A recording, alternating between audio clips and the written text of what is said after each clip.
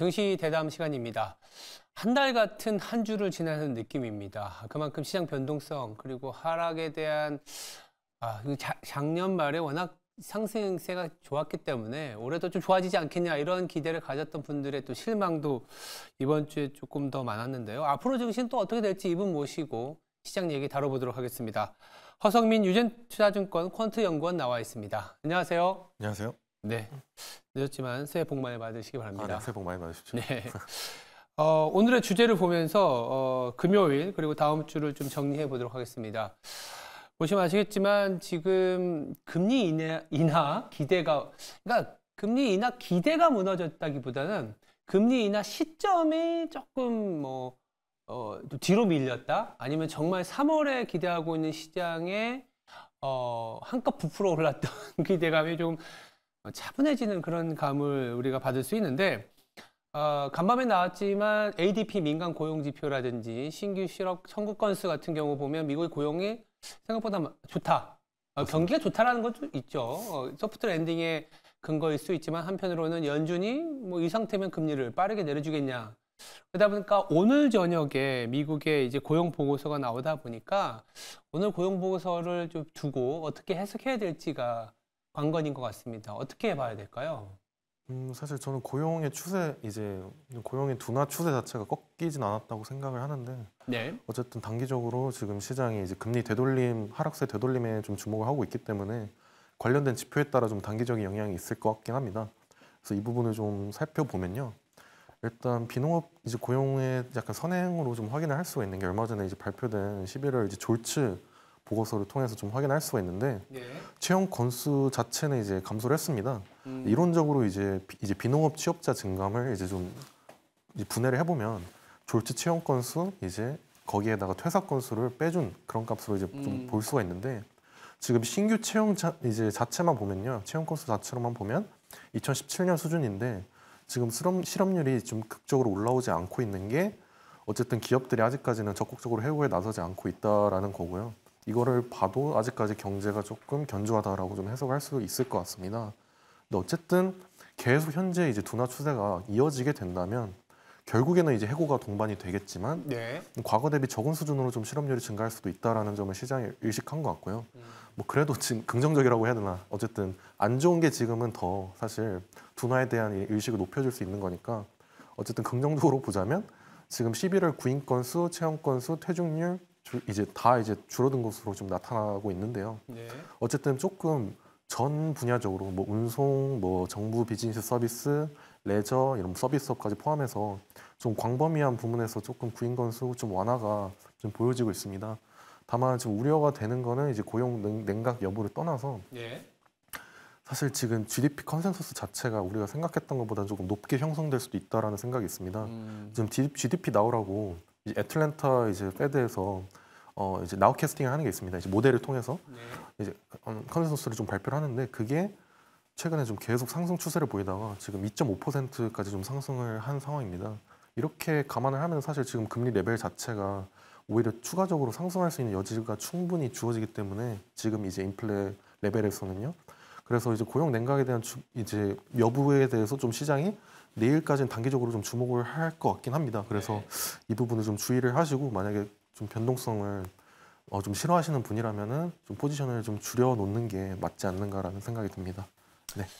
일단은 그 고용시장의 냉각이라든지, 그리고 올해 들어서 연준이 금리를 인하할 것이다라는 기대감은 작년 10월 말부터 2개월 동안 미국의 금리가 워낙 가파르게 하락하면서 소위 말하는 선반영이 됐다라고도 볼 수 있죠. 그래서 맞습니다. 1월이 되면서 시장이 이 조정이 좀 나타나는 거는 금리 하락으로 인한 시장 상승은 어느 정도 어떻게 보면 좀 일단락 됐고, 이제 우리가 밸류에이션 보면은 PER은 R-G가 이제 분모에 있지 않습니까? R이 낮아지면 알아서 PER이 올라가거나, 근데 이제 R이 더 낮아지기가 조금 만만치 않은 수준까지 온 거예요. 그러면 이제 G 앞에 마이너스이기 때문에 G가 올라가면 분모가 이제 PER을 높이는 효과가 되지 않습니까? 어렵게 얘기했지만 사실 실적 시즌이 시작됐다 이런 겁니다. 그죠. 예, 그로스로 봐야 되는 부분인데, 4분기 실적 시즌 우리나라 같은 경우에는 미국하고 달리 일회성으로 많이 비용이 소위 말하는 좀 과다 계상되는 부분도 있고 그래서 눈높이보다 낮게 나오는 부분들을 좋게 볼 때는 원래 4분기야. 그렇지만 시장이 하락할 때는 야 이거 생각보다 안 좋은데 이렇게 해석할 수도 있거든요. 연구원이 보시기에 원래 또 퀀트시기도 하니까 4분기 실적 시즌에 좀 유의해야 될 점 그 안에서도 주목해봐야 될 업종도 좀 있을 것 같거든요.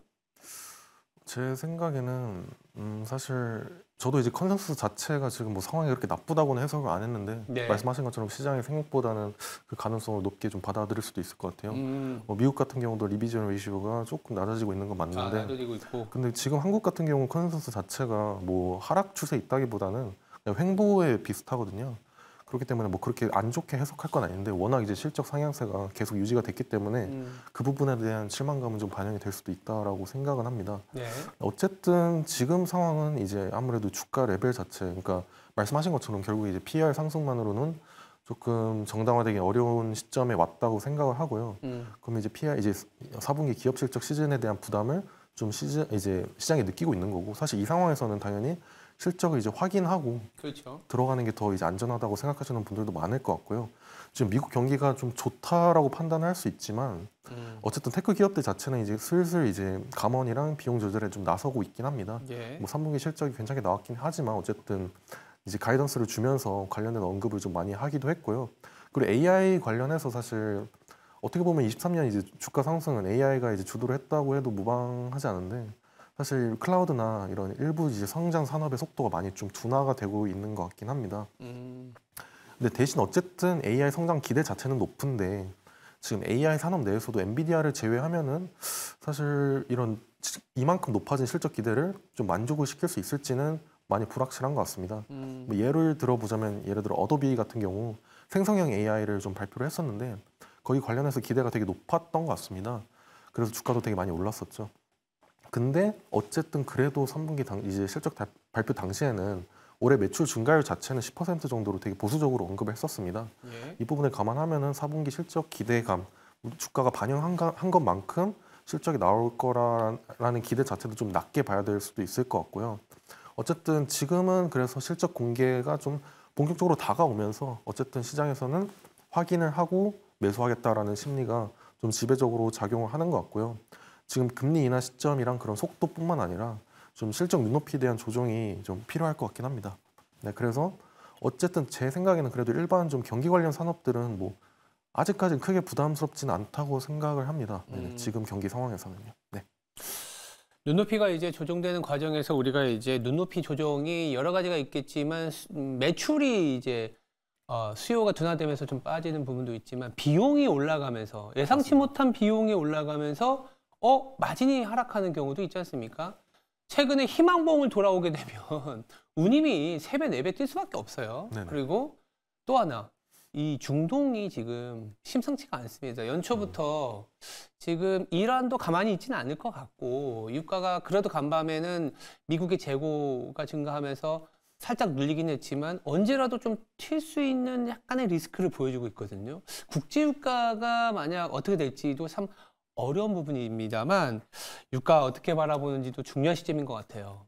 제가 뭐 사실 유가 관련해서는 펀더멘털적으로 뭐 전문적인 뷰를 좀 제공할 수는 없을 것 같은데 네. 그래도 좀 말씀을 드리자면 당연히 뭐 단기적인 오버슈팅은 나올 수 있을 것 같은데 저도 이제 센티먼트를 어쨌든 봐야 되니까 저도 확인을 그렇죠. 하는 댓글들을 확인하거든요. 근데 보시면 이제 해외 댓글들을 보면은 뭐 정말 $80 이상으로 오버슈팅 할 거라는 기대감은 다 낮은 것 같긴 합니다. 뭐 단기적으로 그 이후에 진입을 하면 정말 본격적으로 숏으로 진입하겠다라는 분들이 많은 것 같고요. 뭐 센티멘털을 떠나서 좀 펀더멘털적으로 따져 보면은 네. 일단 통상적으로 오펙 같은 경우는 이제 첫 번째로 가격 그리고 점유율 이런 이 두 가지 사이에서 우선순위에 따라서 좀 정책을 결정하는 경향이 있는데요. 네. 근데 최근 오펙 플러스의 좀 감산 확대가 나타나는 게 사실 해석을 할 수 있는 게 점유율을 포기하는 대신에 이제 가격을 우선적으로 좀 우선시하겠다 이렇게 하는 이제 정책으로 좀 해석이 가능한데 어쨌든 지금 사우디가 지금 아시아양 OSP를 50센트 인하한 이제 $3.5로 이제 발표를 했기 때문에 좀 기존의 정책과는 많이 다른 움직임을 지금 보인 상황입니다. 그래서 오펙 플러스 자체는 지금 1분기까지 내년 이제 올해 1분기까지 좀 자발적으로 감산을 꾸준히 확대를 하면서 공급을 좀 조정 중이긴 한데 반면에 이제 국제 유가는 오히려 좀 하락 추세를 유지하고 있다는 것 자체가 제가 보기에는 지금 OSP를 좀 추가로 인하하면서 좀 수요 감소에 대응하는 모습이다라고 해석이 가능할 것 같아요.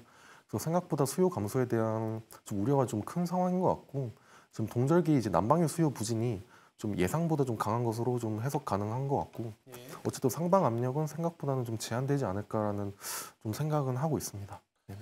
일단 유가가 오버슈팅이 나오게 되면 주가가 좀 반응은 하겠지만 네. 오버슈팅 이후에 좀 안정을 찾을 수 있고 오히려 유가 자체가 지금 공급이 그래도 좀 많은 상황으로 가고 있기 때문에 안정을 찾을 것이다 이렇게 얘기했습니다.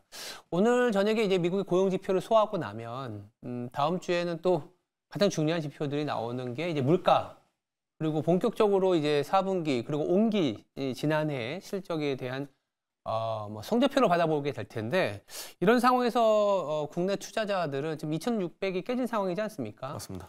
어떻게 대응해야 될지 그리고 어떤 섹터에 집중을 해야 될지가 상당히 중요하거든요. 어떻게 해야 될까요? 이제 제가 개인적으로 지금 뭐 모델을 돌리는 게 있는데 네. 이게 뭐 섹터 단으로도 파악을 할 수 있긴 한데 뚜렷한 좀 움직임은 좀 보이지 않는 것 같아서 아직은. 네네. 그래서 저는 이제 좀 이벤트성 전략을 좀 말씀을 드리려고 하는데 네. 최근 좀 이슈가 되고 있는 게 뭐 패시브 이슈죠. 그래서 뭐 MSCI 정기 변경, 그리고 코스피 이전 상장 뭐 이 두 가지를 좀 볼 수가 있는데 어쨌든 지금 MSCI 2월 정기 변경 결과 자체는 2월 13일에 발표가 되게 되는데 어쨌든 이거 이전에 이제 주가 상승이 일어나는 경향이 있습니다. 그리고 MSCI 신규 편입이 되는 종목으로는 좀 외국인 수급을 당연히 기대를 할 수가 있는 거고요. 그래서 1월 3일 종가 기준으로는 일단 에코프로머티가 좀 확정적으로 좀 선정이 될 수도 있다라고 이제 볼 수가 있는데 또 이제 알테오젠 같은 경우도 좀 가능성이 있고요. 알테오젠 같은 경우는 한 8% 정도 추가적으로 주가 상승이 필요한 상태라 이 부분을 좀 관찰을 하시면 될 것 같고, 근데 두산 로보틱스 같은 경우도 최근에 주가 상승세가 되게 강하게 나타나는데 유동 비율 수준에 따라서 좀 편입 가능성이 좀 달라진다고 볼 수가 있는데 보수적으로 보면은 20% 정도 수준까지 주가 상승이 필요한 상황이라 사실 두산 로보틱스 같은 경우도 가능성 자체는 조금 낮다라고 볼 수가 있고요. 그래서 이전 상장 같은 경우는 코스피 200을 추종하는 ETF로만 좀 패시브 수급을 계산했을 때는 예상 유입 규모가 뭐 생각보다 크지는 않습니다. 뭐 이전 상장을 마친 포스코 DX, 뭐 LNF, HLB 이런 예상 패시브 같은 경우는 한 500억에서 1,000억 수준밖에 안 되는데, 근데 연기금 같은 경우는 이제 벤치마크를 어쨌든 코스피로 활용을 하고 있기 때문에 이걸 추종하는 자금 규모를 감안하면은 이전 상장 이벤트로 어쨌든 연기금 수급 자체도 기대를 할 수 있을 거라고 지금 예상이 되고 있기 때문에. 근데 다만 이제 밸류에이션이나 뭐 기업 실적을 고려했을 때 지금 현재 지수 레벨 자체가 어쨌든 시장이 실적을 본격적으로 확인하기 이전까지는 좀 부담스럽다고 느낄 수 있기 때문에 사실 이런 테마나 패시브 수급 이슈가 지금 상대적으로 주목받기 좀 좋은 환경이라고 판단이 되고요. 특히나 코스피 같은 경우는 좀 테마에 따라 움직이는 경향이 크기 때문에 지금 패시브 이제 이슈에 따라서 지금 투자자들이 되게 주목을 할 것으로 판단이 됩니다. 근데 좀 확정적으로 말씀드릴 수 있는 부분은 어쨌든 에코프로머티 같은 경우는 MSCI 2월 정기 변경이 거의 확정적이다. 그래서 긍정적으로 좀 점진적인 주가 상승을 좀 볼 수 있는 부분이라고 생각이 되고요. 네. 아까 말씀드린 것처럼 알테오젠, 두산 로보틱스 같은 경우는 추가적으로 각각 8%, 20% 수준으로 주가 상승이 이루어지면은 이제 추가적인 편입을 좀 노려볼 수 있다, 이렇게 말씀을 좀 드리고 싶습니다. 네. 주가가 이제 이게 참 이벤트 드리븐 전략이 선반영과 네네. 후반영이 있는데 그죠. 참 어려운 부분이긴 합니다만 아까 말씀하셨던 뭐 일부 이게 꼭 반드시 그런다는 게 아니라 알테오젠이나 두산 로보틱스 같은 경우에는 이제 유동 비율 수준을 감안해 보면 주가가 좀 더 오르면 그죠. 편입의 가능성이 높아지기 때문에 뭐 소위 말하는 이제 무조건 살 수밖에 없는 상황을 좀 기대할 수도 있다. 그죠. 뭐 두산 로보틱스 같은 경우 제가 뭐 20%라고 말씀을 드렸는데 사실 뭐 주가 움직임 자체로만 보면 가능할 것 같기도 하고요. 네. 그리고 뭐 어쨌든 지금 기계 섹터 자체가 내년에 이제 턴어라운드로 가장 주목되는 업종이기도 하기 때문에. 올해. 네네. 네네. 올해죠. 죄송합니다. 적응이 안 돼가지고. 네, 알겠습니다. 네네. 그래서 어쨌든 뭐 그런 부분 감안하면은 추가적으로 편입 이슈까지 하면은 네. 오버슈팅까지 좀 생길 수 있는 가능성은 충분히 고려를 하실 필요가 있을 것 같습니다. 단순히 이제 뭐 수급적으로 뭐 시총이 올라서라기보단 그걸 뒷받침하는 이 어닝 이익의 이제 턴어라운드까지 감안해 보면 가능성이 높은 시나리오다라고 정리했습니다. 알겠습니다. 뭐 고용 시장, 물가 그리고 유가까지 잘 챙겨봤고요. 다음 주에도 나와서 후반에 대한 아이디어 좀 부탁드리겠습니다. 지금까지 허성민 유진투자증권 퀀트 연구원이었습니다. 감사합니다. 감사합니다.